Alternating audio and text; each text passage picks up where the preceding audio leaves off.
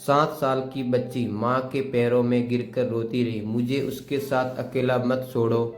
लेकिन जब उस आदमी ने घर की चाबी निकाली तो पूरे परिवार का सबसे गंदा सच सामने आ गया। उस 7 साल की बच्ची ने अपनी माँ की साड़ी का पल्लू पकड़कर रोते हुए कहा था कि उसे उस आदमी के साथ अकेला मत छोड़ो, और माँ ने सबके सामने उसे झूठी नाटकबाज कह दिया। दिल्ली के रोहिणी वाले उस फ्लैट में शाम की आरती की घंटी अभी अभी थमी थी। रसोई से जीरे के तड़के की खुशबू आ रही थी। बाहर गली में सब्जी वाला आखिरी बार आवाज लगा रहा था, और बैठक में नंदिता कपूर शीशे के सामने खड़ी अपनी लाल लिपस्टिक ठीक कर रही थी। उसकी 7 साल की बेटी पीयू दरवाजे के पास खड़ी थी, स्कूल बैग को सीने से ऐसे चिपकाए जैसे वही उसका आखिरी सहारा हो। मम्मी प्लीज मुझे राजीव अंकल के साथ अकेला मत छोड़ना। नंदिता ने झुंझलाकर पलट कर देखा। फिर शुरू हो गई तू? पीयू, हर बात में ड्रामा मत किया कर। सोफे पर बैठे विक्रम सक्सेना का हाथ वही रुक गया। वह नंदिता का नया पति था। शादी को सिर्फ 5 महीने हुए थे। विक्रम एक शांत स्वभाव का आदमी था। गुरुग्राम की एक लॉजिस्टिक्स कंपनी में काम करता था, और उसने पीयू को अपनाने की बहुत कोशिश की थी। वह उसके लिए इमली वाली ट्रॉफी लाता, स्कूल प्रोजेक्ट में मदद करता, रात को कार्टून लगाकर बैठता, लेकिन पीयू उसके पास आते ही चुप हो जाती। विक्रम को पहले लगता था कि बच्ची अपने असली पिता की कमी से टूटी हुई है। नंदिता ने बताया था कि उसका पहला पति शराबी था और एक हादसे में चला गया। उसने ये भी कहा था कि पीयू बचपन से ही बहुत संवेदनशील है, छोटी छोटी बातों पर बड़ा बना देती है। लेकिन उस शाम पीयू की आंखों में जो डर था वह किसी जिद्दी बच्ची का डर नहीं, वह किसी ऐसे इंसान का डर था जिसे पहले ही चेतावनी मिल चुकी हो।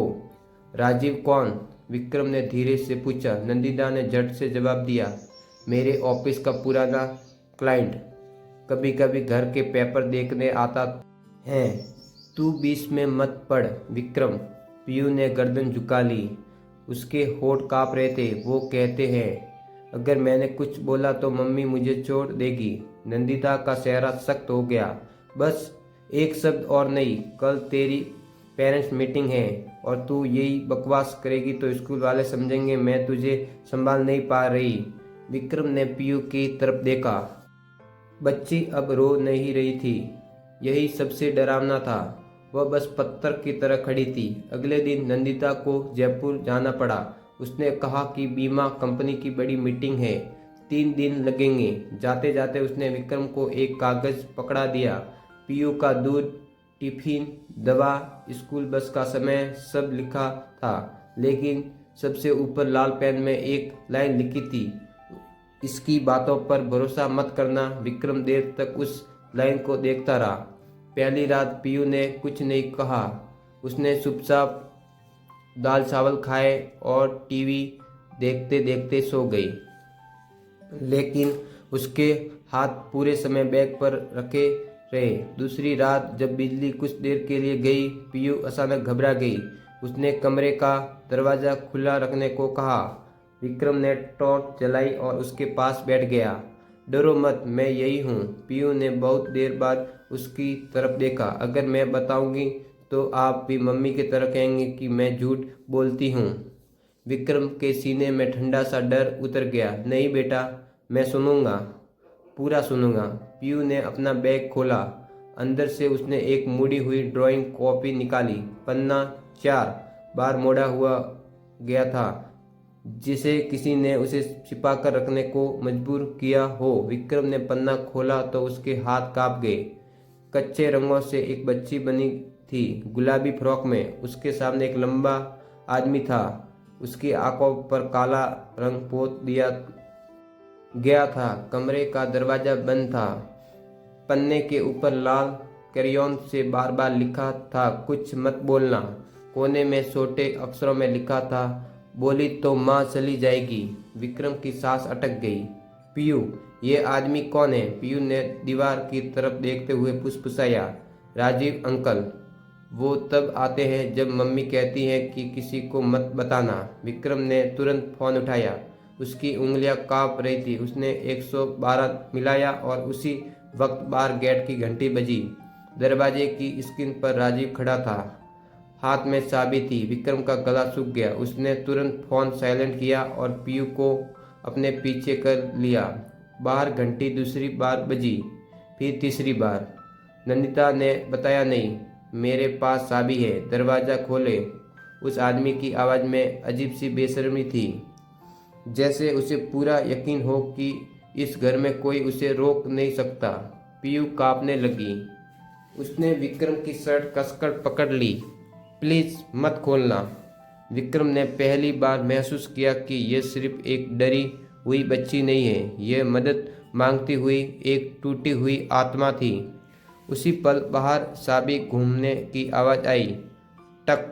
दरवाज़ा आधा खुला। राजीव अंदर आते हुए रुक गया। शायद उसे उम्मीद नहीं थी कि विक्रम घर पर होगा। उसके चेहरे पर कुछ सेकंड के लिए घबराहट चमकी, लेकिन अगले ही पल वह मुस्कुरा दिया। ओह, तुम घर पर हो? नंदिता ने तो कहा था तुम नाइट शिफ्ट में हो। विक्रम ने आगे बढ़कर दरवाज़ा बंद कर दिया। और नंदिता ने यह भी बताया था कि तुम्हारे पास हमारे घर की चाबी क्यों है? राजीव हंस पड़ा। अरे भाई, इतना सीरियस मत हो, फैमिली फ्रेंड हूँ। विक्रम ने उसकी आंखों में देखा, वही आंखें जो पीयू की ड्राइंग में काले रंग से ढकी थी। तभी पीयू के हाथ में ड्राइंग कॉपी नीचे गिर गई। राजीव की नज़र उस पन्ने पर गई और उसके चेहरे का रंग उड़ गया। बस वही पल था जब विक्रम सब समझ गया। 112 रास्ते में है, विक्रम ने ठंडी आवाज़ में कहा। राजीव तुरंत गुस्से में आ गया। तुम्हें पता भी है तुम क्या कर रहे हो? बच्ची झूठ बोलती है। दोस्तों, बच्चों की आंखों में छुपा डर कभी झूठ नहीं होता। अगर आप भी हर बच्चे की सुरक्षा के लिए आवाज़ उठाना चाहते हैं तो वीडियो को लाइक और चैनल को सब्सक्राइब जरूर करें। नंदिता खुद जानती थी कि इसकी आदत, लेकिन अब विक्रम को उसकी हर बात में डर छिपा दिख रहा था। उसी समय पीयू अचानक चिल्लाई। उसने झूठ बोला था। उसने कहा था अगर मैंने बताया तो मम्मी मुझे अनाथ आश्रम छोड़ देगी। कमरे में सन्नाटा सा गया। राजीव ने एक कदम आगे बढ़ाया, लेकिन विक्रम उसके सामने दीवार बनकर खड़ा हो गया। एक कदम और बढ़ाया तो हाथ तोड़ दूंगा। बाहर पुलिस सायरन की हल्की आवाज़ सुनाई देने लगी। राजीव का आत्मविश्वास टूटने लगा। वह जल्दी जल्दी बोलने लगा, देखो, गलतफहमी है। नंदिता सब जानती है। उसने ही विक्रम सिखा क्या जानती है? राजीव चुप हो गया और उसकी वही चुप्पी सबसे खतरनाक सच थी। कुछ देर बाद पुलिस घर के अंदर थी। महिला कांस्टेबल पीयू को धीरे धीरे पानी पिला रही थी। पीयू का छोटा सा शरीर अब भी कांप रहा था। विक्रम को लगा कि कहानी यही खत्म हो जाएगी, लेकिन असली झटका अभी बाकी था। करीब रात 11 बजे नंदिता जयपुर से वापस लौटी। जैसे ही उसने घर में पुलिस देखी, उसका चेहरा सफ़ेद पड़ गया। ये सब क्या है? पीयू दौड़कर उसके पास गई, शायद आखिरी बार उम्मीद लेकर। मम्मी, मैंने सच बोल दिया। लेकिन नंदिता ने उसे गले लगाने के बजाय पीछे धकेल दिया। तूने मेरी जिंदगी बर्बाद कर दी। विक्रम सन्न रह गया। तुम्हें पता था? नंदिता की आंखों से आंसू निकल पड़े। वह फर्श पर बैठ गई। मैं क्या करती? राजीव मेरे पुराने ऑफिस का बॉस था। उसने मेरे कुछ वीडियो, कुछ फ़ोटो लेकर मुझे ब्लैकमेल करना शुरू कर दिया था। उसने कहा अगर मैंने मना किया तो सब इंटरनेट पर डाल दूंगा, नौकरी ख़त्म कर देगा, मुझे बर्बाद कर देगा। पीयू धीरे से बोली, तो आपने मुझे दे दिया? उस एक सवाल ने पूरे कमरे की हवा रोक दी। नंदिता फूट फूट कर रोने लगी।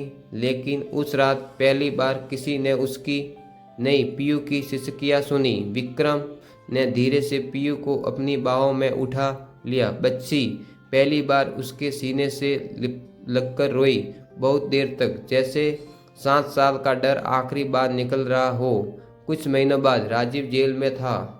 पुलिस को उसके लैपटॉप से कई और सबूत मिले, कई और बच्चियां, कई और परिवार। नंदिता पर भी केस चला।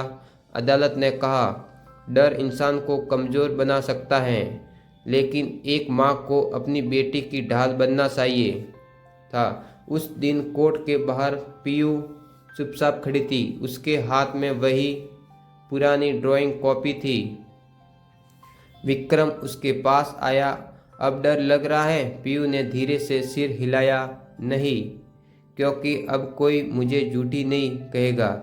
और विक्रम की आंखों से आंसू बह निकले, क्योंकि कभी कभी सबसे गंदा सच घर की दीवारों के अंदर छिपा होता है, और सबसे बहादुर आवाज़ एक डरी हुई बच्ची की होती है। बच्चों की खामोशी को जिद समझने की गलती मत करो, क्योंकि कई बार उनकी चुप्पी के पीछे मदद की आखिरी पुकार छिपी होती है। अगर आप भी मानते हैं कि हर बच्चे को सुरक्षित बचपन मिलना चाहिए, तो इस परिवार का हिस्सा बनने के लिए चैनल को सब्सक्राइब जरूर करें।